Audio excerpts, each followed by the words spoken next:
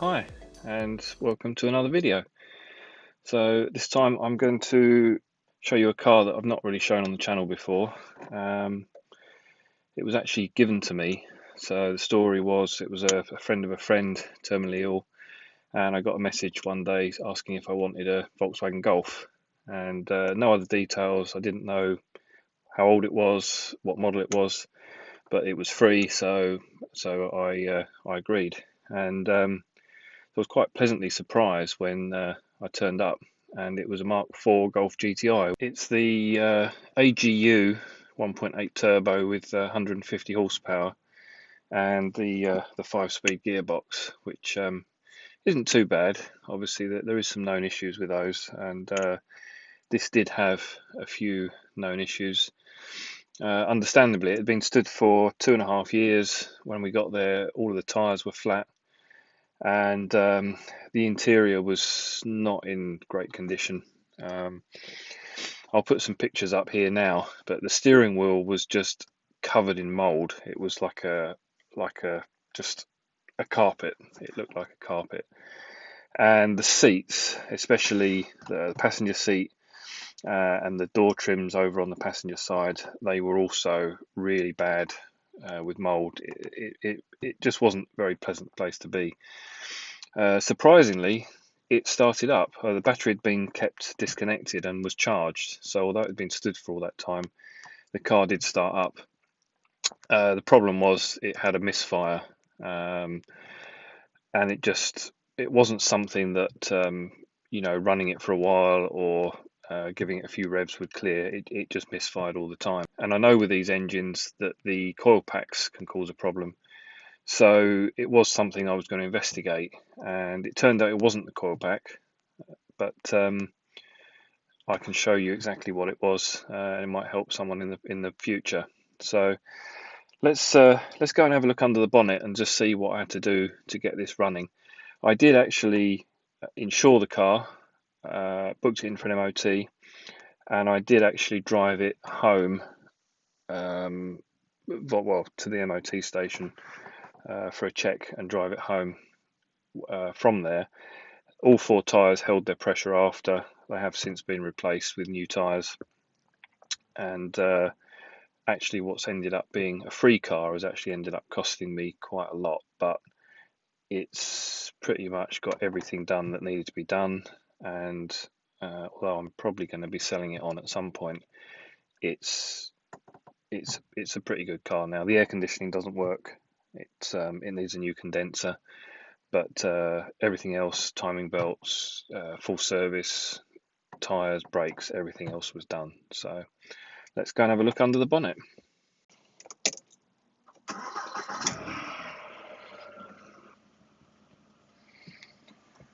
It runs really nice now. 119,000 on the clock.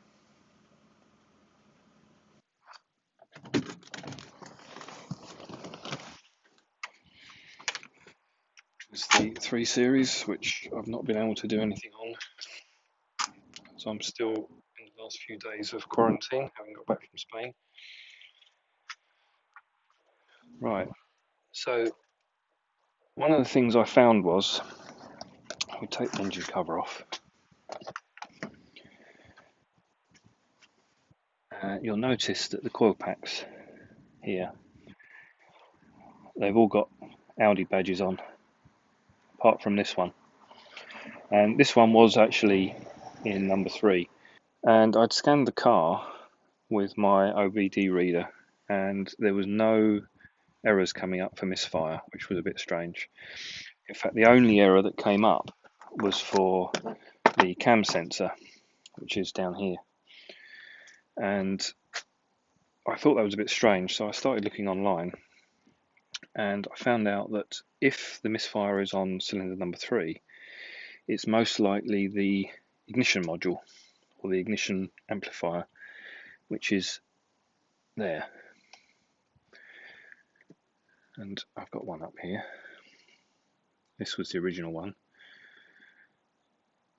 and they're about £60, 50 or £60. So what I did was I took all the coil packs out and took all the spark plugs out, and I found that number 3 spark plug was wet, so I knew that the misfire was on number 3. I then swapped the spark plugs between 1 and 3 round, and the coil packs between 2 and 3 to see whether the misfire changed. So obviously if it changed to number 1, it would have been the spark plug, and if it changed to number 2, it would have been the coil pack. And actually what happened was number 3 spark plug was still wet, so I knew that it was a problem with, or I knew it wasn't a problem with the spark plug or the coil pack. And looking online, it was sort of evident that when the amplifier gives up, it's normally shown with a number 3 misfire. So I put the new amplifier on, and lo and behold, started up and it ran great.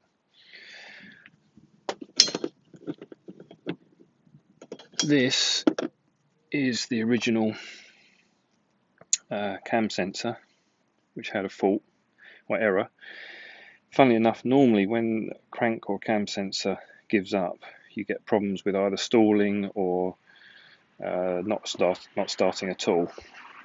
I had no issues like that, but I decided to replace it anyway.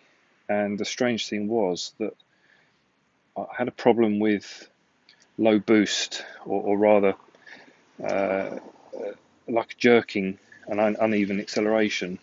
And as soon as I replaced this, that went away, which I'm not sure why that would happen with a cam sensor, but it's fixed the issue.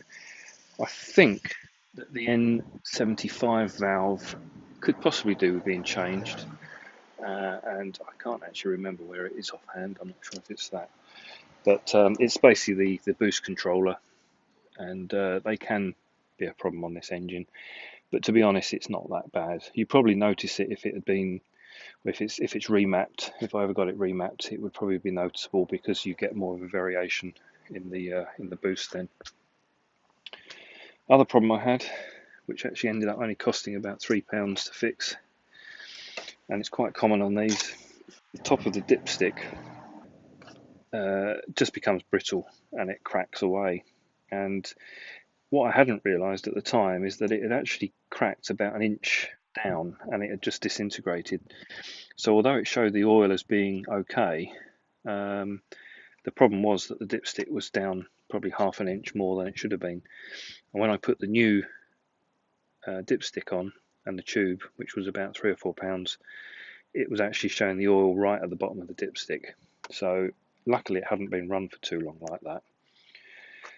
Since then it's had a new oil filter, it's had new spark plugs, cam belt, water pump, new coolant. It's pretty much had everything of the serviceable items replaced. So it does actually run really well. It's had a new fuel filter as well. I haven't really had a chance to get it cleaned with lockdown and now the self-quarantine, but it's actually a lot better. So this is the replacement steering wheel that I got.